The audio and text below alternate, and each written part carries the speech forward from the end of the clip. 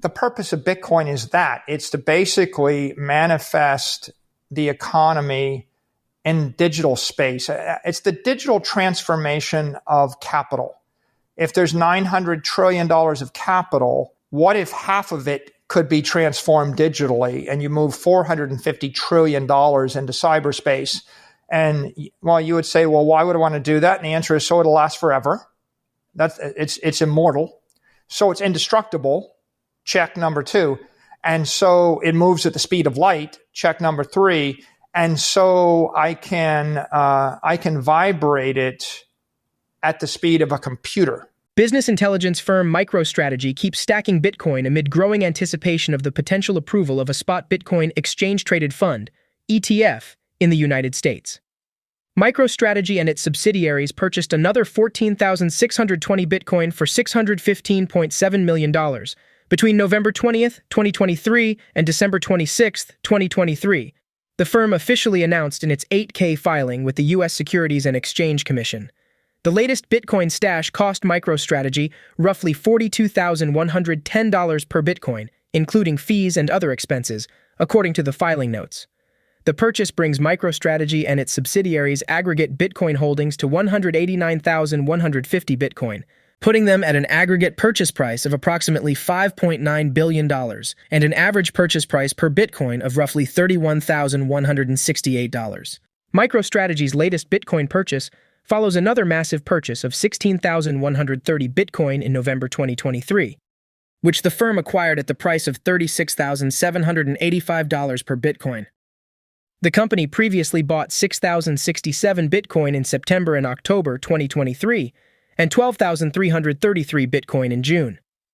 Michael Saylor, CEO of MicroStrategy, a prominent figure in the Bitcoin world, spoke in length about Bitcoin principles and dynamics, where he made a very bold claim which you would see in the video.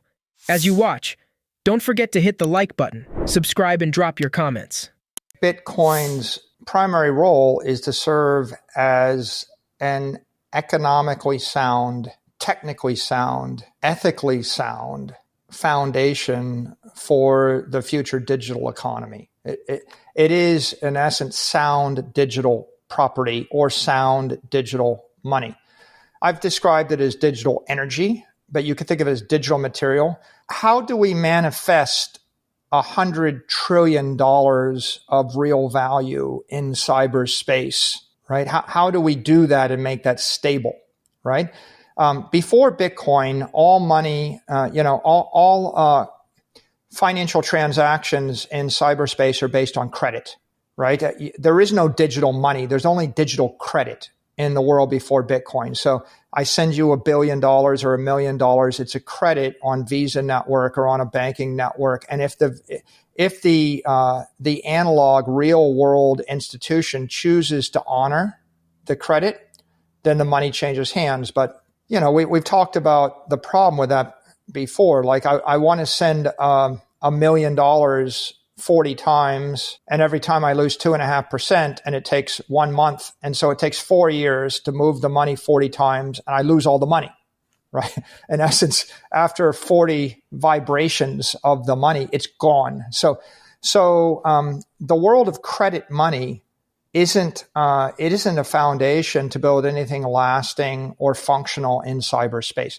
So Bitcoin's primary role is to serve as a digital monetary foundation for the future of humanity. And if there's $900 trillion worth of stuff circulating, right now 0.1% of that is digital money, as we understand it with Bitcoin. If we want to actually move into the 21st century, into the cyber economy, you could imagine that we should be getting to 100, 200, 300, 500 trillion dollars worth of monetary value circulating digitally.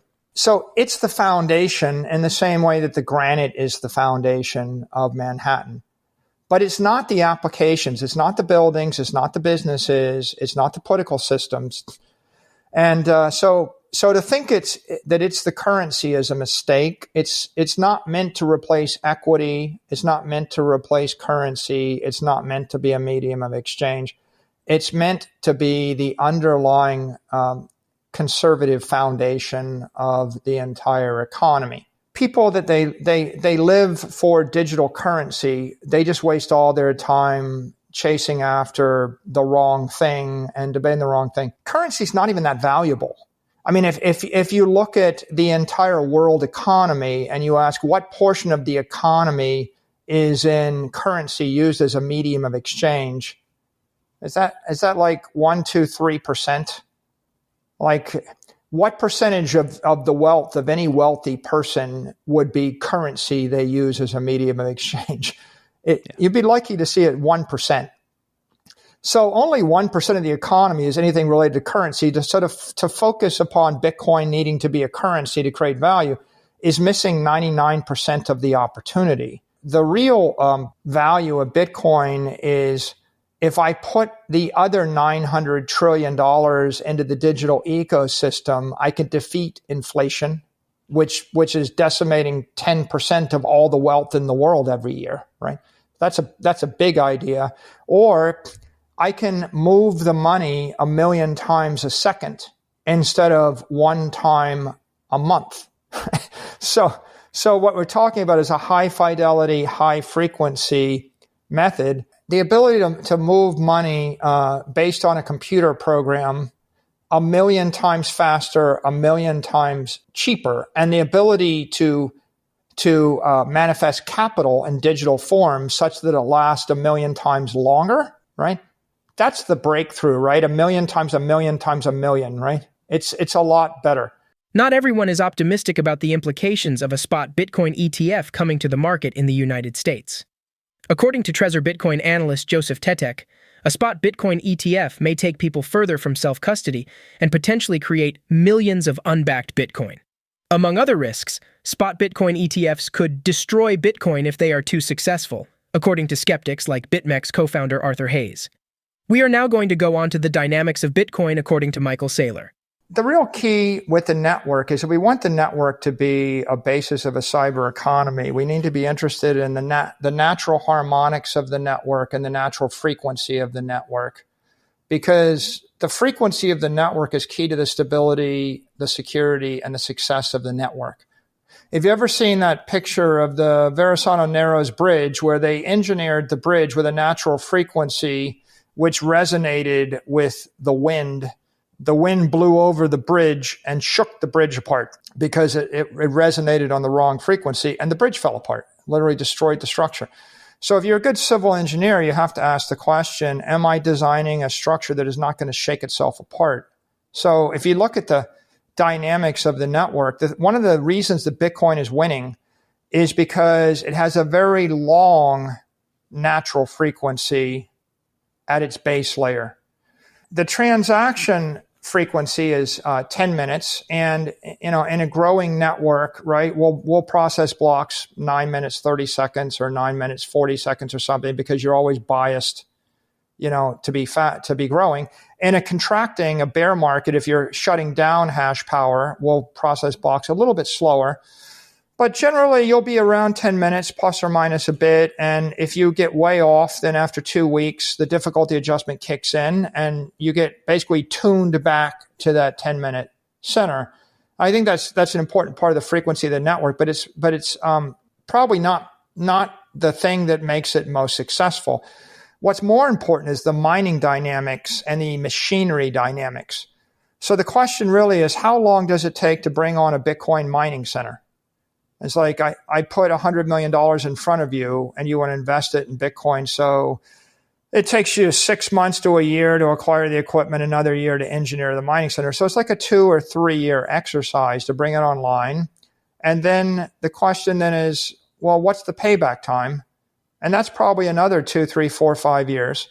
So when you're a miner, you're looking at making an investment and getting paid back 6 years after the initial decision, probably 4 years minimum at this stage. It could be as long as 10 years, 4 to 10 years. So the natural frequency of the miners is 4 to 8 years. And that means that if you're not profitable, you're not just going to shut down the mining operation in a month or 2 months or 4 months. You've actually got to stick it out for 4 to 8 years. And one of the other dynamics here is because the miners are running digital power centers, and the digital power is SHA-256 hashing, that means that if a miner goes bankrupt, if you look at how the Bitcoin network fails, it fails very gracefully, if not at all. All of that hash power, the 500 exahash, it is being run by a network of miners. And in hard times, when the price of Bitcoin falls and the transaction revenues fall, the first thing to fail is the equity. And at some point, the equity holders will go bankrupt. At that point, the mining equipment is owned and run by the creditors. So then the junior creditors will fail, and then the senior creditors will own the equipment. Then when the senior creditors fail, the energy companies that actually provide the electricity will own the equipment. And when the energy company fails, the government or the nation state that actually owns the power source will own the equipment. So it's another way of saying that a Bitcoin mining rig is never getting turned off. Billionaire and venture capitalist Tim Draper has predicted Bitcoin to reach a price of $250,000 in 2024. Moreover, speaking to Coin Bureau, Draper stated that he expects his prediction to probably come pretty soon, while stating the price should go way past the forecast. Draper is one of many that have predicted a rapid upswing for the asset in the coming year. Amid the hype over the potential U.S. Securities and Exchange Commission (SEC) approval of the country's first spot Bitcoin ETF, the asset could be poised for a massive surge. Subsequently, Draper appears immensely optimistic about its impending performance in the new year. Over the last few months, expectations for a spot Bitcoin ETF approval in the United States have reached a fever pitch. The industry is seemingly eyeing an early 2024 date for its arrival, with the asset expected to observe huge gains.